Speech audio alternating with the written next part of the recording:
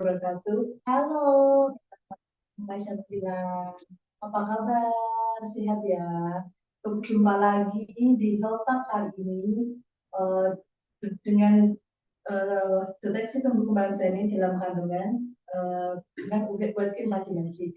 Bersama saya, Indi sebagai moderator. Kepada yang terhormat, Direktur Rumah Sakit Umum Asia Mungilan, Dr. Dwi Ambarwati, Mas, yang terhormat narasumber kita, Dr. Lisa Songko, dan yang terhormat kita Rumah Sakit Umum Aisyah Mungilan. Untuk dokter Elia, untuk memberikan sambutan, Dokter Elia Yudiati Mas untuk dipersilahkan. Baik, terima kasih atas waktunya. Assalamualaikum warahmatullahi wabarakatuh.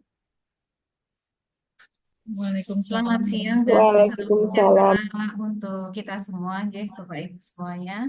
Saya Dr. Elia Yudianti, mewakili dari Direktur dan Tim Manajemen Rumah Sakit Aisyah Mungilan, mengucapkan selamat datang kepada seluruh peserta webinar dengan tumbuh kembang janin. Webinar ini merupakan salah satu upaya kami untuk meningkatkan kesadaran dan pengetahuan serta pentingnya memantau tumbuh kembang janin sejak dini. Kami percaya dan kami yakin bahwa dengan pengetahuan yang cukup, ibu hamil dapat lebih siap dan percaya diri dalam menghadapi proses kehamilan dan persalinan. Hari ini kita akan membahas topik yang sangat penting tentang tumbuh kembang janin dan saya percaya bahwa diskusi ini bermanfaat bagi kita semua. Saya mengucapkan terima kasih kepada narasumber kita yang sudah sangat mumpuni, kepada Dr. Harisa Songko, spesialis obstetri dan ginekologi konsultan, yang bersedia berbagi pengetahuan dan pengalaman dengan kita semua. Saya juga mengucapkan terima kasih kepada seluruh peserta yang telah bergabung dalam webinar ini. Semoga webinar ini dapat memberikan manfaat yang besar bagi kita semua dan dapat meningkatkan kesadaran dan pengetahuan tentang tumbuh kembang janin. Demikian sambutan sekilas dari kami. Wassalamualaikum warahmatullahi wabarakatuh. Waalaikumsalam warahmatullahi wabarakatuh. Terima kasih dokter untuk sambutannya. Tibalah kita pada acara ini dengan Health Talk deteksi tumbuh kembang janin dalam kandungan dengan USG 4 dimensi bersama narasumber kita, Dr. Hadisa Somo. Assalamualaikum dokter. Para mitra Rumah Sakit Umum Aisyah Mungilan, perkenalkan, beliau merupakan dokter kandungan spesialis obstetri dan ginekologi di Rumah Sakit Umum Aisyah Mungilan yang sudah berdedikasi selama 21 tahun. Beliau merupakan lulusan terbaik dari Universitas Gadjah Mada Yogyakarta. Dokter, jadi pengalaman beliau sudah tidak diragukan lagi para mitra. Ngomong-ngomong dokter, ini untuk fasilitas yang baru yang ada di Rumah Sakit Umum Aisyah Mungilan ini itu kan USG 4 dimensi ya dok. Apa sih USG 4 dimensi itu dok? Dan apa manfaatnya? Para mitra penasaran dokter. Dan ini baru aja nih dok ada di Rumah Sakit Umum Aisyah Mungilan. Monggo dokter dijelaskan. Terima kasih. Assalamualaikum warahmatullahi wabarakatuh. Jadi kami akan mencoba menerangkan untuk menempatkan fungsi alat yang terbaru. Jadi judul manfaat USG 4 dimensi dalam mengkawal perkembangan janin. Ya. Jadi ini merupakan teknologi yang baru, tapi yang terakhir kita sampai di dimensi. Jadi yang cukup mahal masih. Jadi prinsipnya kerja adalah seperti kita naik kapal, kemudian mengecek kedalaman laut tersebut.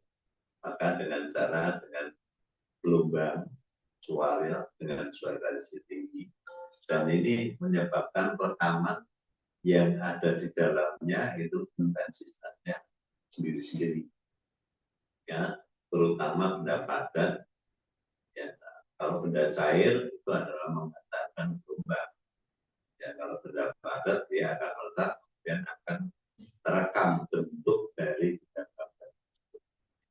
prinsipnya adalah ini. Ya. Untuk di bidang kebidanan ini adalah untuk melihat kondisi janin, ya, dan juga bisa dengan dan sebagai kesehatan ibu. Ya, yang pertama adalah ini memantau badan janin. Jadi dapat melihat pertumbuhan bahkan struktur tubuh dan perkembangan wajah janin ini yang pakai 4. Kalau yang 2 dimensi yang dulu adalah bentuk janin, tapi yang 3 dimensi, 4 dimensi adalah untuk struktur tubuh dan wajah. Yang terbaru 4 dimensi gerakan. Ya, jadi nanti bisa pada waktu di Rasul Anda punya ponsel, bisa Anda rekam gerakan. Ya.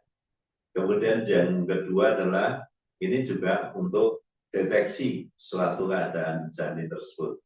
Kalau dengan 2 dimensi ada masalah, contohnya Anda kadang-kadang melihat atau mendengar dari internet tentang bagaimana sih tumbuh kembang, ada yang kelainan dan lain sebagainya. Ini adalah mendeteksi apabila 2 dimensi ada masalah. Nah, jadi ini adalah prinsipnya adalah mengidentifikasi kelainan janin. Ya, jadi apakah dia ada cacat, contohnya bibir sumbing paling gampang ya pada wajah, atau pada tulang belakang. Sehingga kita harapkan kita lebih awal intervensi, meskipun yang sekarang yang terbaru ada operasi janin masih di dalam kandungan itu, tapi di Indonesia masih belum. Ya, di dunia luar itu ada ya, intervensi atau operasi memperbaiki, sementara masih di dalam kandungan. Jadi ini perbedaan USG 2 dimensi, 3 dimensi, dan 4 dimensi. Jadi 4 dimensi yang terakhir. Tapi yang terbaru adalah 5 dimensi. Untuk 2 dimensi ini adalah untuk memberikan gambaran dasar kondisi kesehatan janin. Jadi seperti detak jantung, ukuran, posisi, ya. Dalam hal ini adalah kalau usia kanan atau kiri. Ya. Sedangkan untuk 3 dimensi ini menghasilkan gambaran kedalaman dari dan volume. Jadi kedalaman volume. Sehingga bisa melakukan deteksi anatomi yang mungkin tidak terlihat pada 2 dimensi. Contohnya adalah tulang belakang. Pada saat 2 dimensi ternyata tidak lengkap. Karena cara USG itu kan mulai dari kepala sampai bokong. Nanti dicari. Kalau di situ nggak lengkap, maka kita untuk 3 dimensi. Jadi, misalnya pada organ tubuh.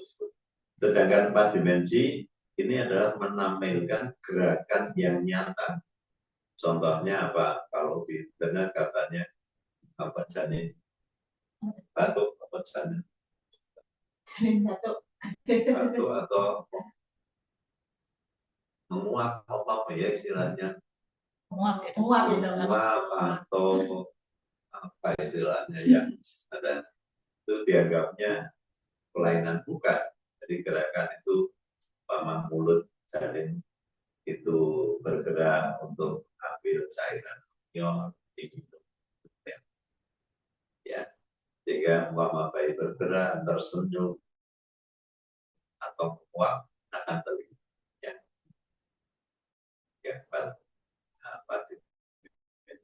ini sebagai contoh perbandingan. Ya, yang 2 dimensi adalah seperti apabila Anda USG Anda dapatkan seperti itu.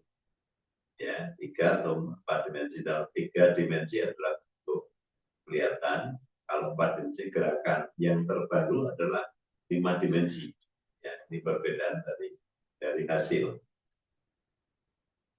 Ya, ini jadi dengan 2 dimensi terlihat di situ kepala, tapi dengan 3 dimensi akan terlihat wajahnya.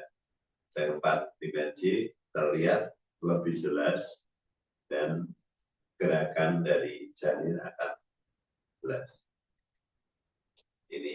Ini tinggal milih yang mana. Ya, 2 dimensi kita rutin. Untuk dimensi ini tidak kemudian tiap usia kehamilan ini bisa kita lakukan.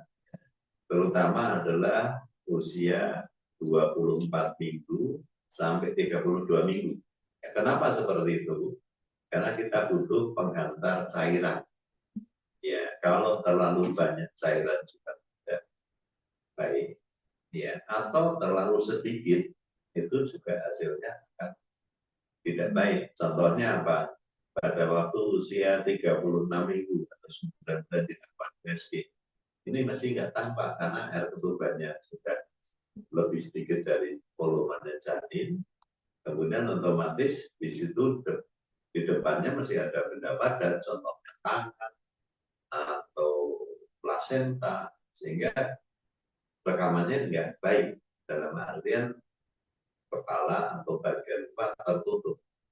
Ya, ini yang perbedaannya. Jadi kenapa syaratnya, salah satu syarat sebaiknya adalah usia 24 sampai 32 minggu. Ya, baik itu 3 dimensi atau 4 dimensi. Kalau 2 dimensi mulai dari pembuahan sampai mau lahir saja boleh.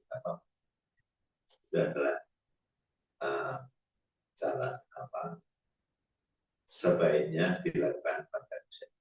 Ya, saya kira ini sedikit untuk informasi, semoga bisa menjadi referensi atau sebenarnya kapan sih saya harus USG dan untuk apa sih?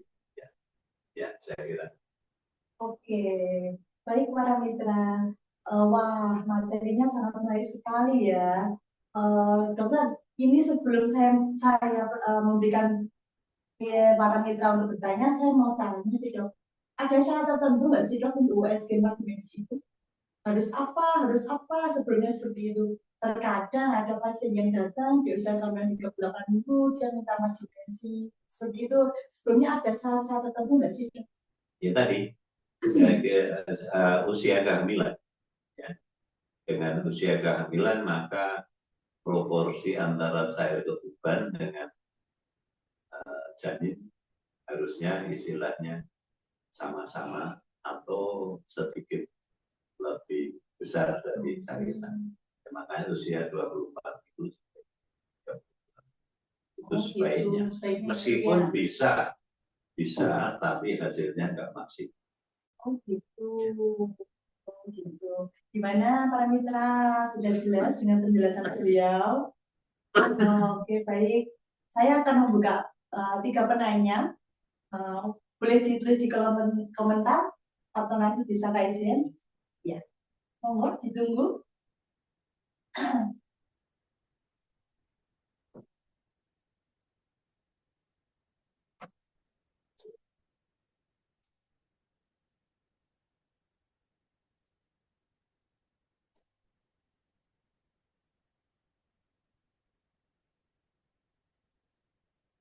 Sambil menunggu para mitra mengajukan pertanyaan, saya mau tanya dok.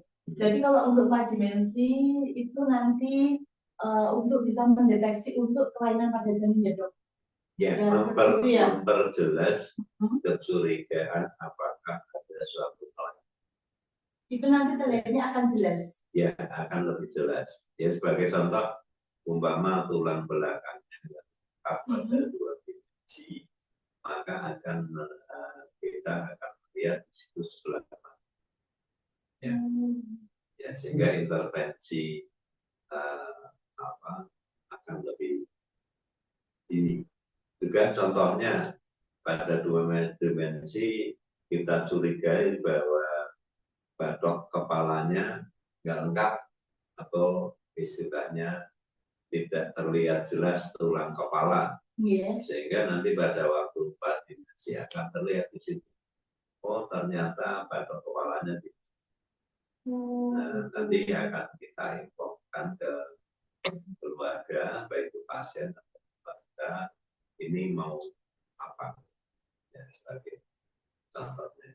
Jadi jika ada kasus seperti itu dengan USG 2 dimensi bisa direkomendasikan untuk USG 4 Ya. dimensi begitu ya dok ya? Oke, Jadi baik, semua Dok. pakai indikasi. Oh iya, iya. Gimana Mitra? Oke.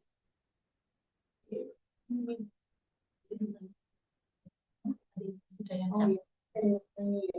Jadi Mitra Safina ya.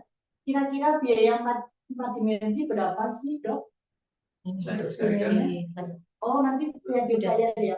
Untuk Mitra Safina, kita di Rumah Sakit Umum Asya Munilan, ini lagi ada promo untuk USG 4 dimensi seharga 265.000 udah free konsultasi dokter. Itu hanya sampai akhir bulan ini. Ya, nanti bisa datang untuk konsultasi langsung untuk ke Rumah Sakit Asya Munilan di hari Senin sampai Sabtu. Begitu.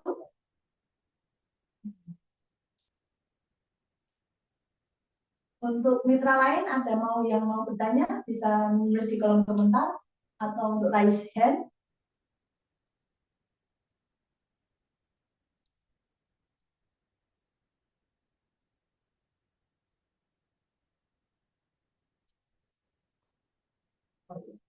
Oh, sambil menunggu para mitra bertanya dokter, saya mau bertanya sih dok sedikit tentang USG 4 dimensi ini. Nah ini kan kalau USG 4 dimensi itu dilakukan di usia 22 minggu, 24 sampai 32 minggu. Itu jika pasien itu minta setiap bulannya 4 dimensi di bulan itu apakah berbahaya untuk janin dok? Ya, prinsipnya semua USG adalah dengan tadi yang saya sebutkan, frekuensi suara yang tinggi, dia akan tidak mempengaruhi. Jadi bukan seperti ronsen kan berupa sinar. Ya. Kalau sinar, ronsen adalah apabila pembentukan tulang sudah sempurna. Contohnya pada saat kasus, kenapa kepalanya nggak masuk paku? Nah, maka di situ ronsen. Kenapa? Nanti di situ akan terlihat dimensi antara tulang panggul dengan kepala apakah kurang sesuai. Ya, tapi kalau USG tidak bisa mengatakan kepala turun atau kepala masuk dan kepala turun, cukup dengan pemeriksaan palpasi silang. Sedangkan kepala turun itu harus dengan lebih baik dengan pemeriksaan dada. Ya, karena kita akan mencari bentuk panggul kayak. Lalu dok, saya mau bertanya nih saya. Dalam 1 bulan itu kan nanti di trimester 3 itu akan udah 1 minggu sekali ada untuk periksanya ya. Lebih dari 9 bulan. Oke. Lalu boleh nggak sih dok dalam sebulan itu dilakukan kan dalam setiap kunjungan itu dilakukan USG itu boleh nggak? Berbahaya nggak untuk janin? Kalau dalam sebulan dia 4 kali loh dok, itu berbahaya nggak sih untuk janin dok? Karena prinsipnya gelombang suara. Kalau suara kan tidak. Ya prinsipnya tadi waktu awal bahwa kalau kita cek kedalaman dari laut yang akan dilewati. Para mitra, ada yang masih mau ditanyakan?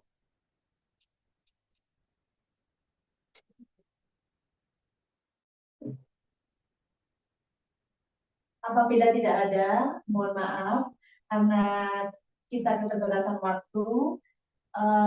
Saya tutup acara Health Talk siang ini. Sampai jumpa di acara Health Talk selanjutnya. Semoga sehat selalu. Saya Indri, jika ada salah, saya mohon maaf. Saya dan Dr. Heri mohon pamit undur diri. Sampai jumpa di Hilton selanjutnya ya. Assalamualaikum warahmatullahi wabarakatuh.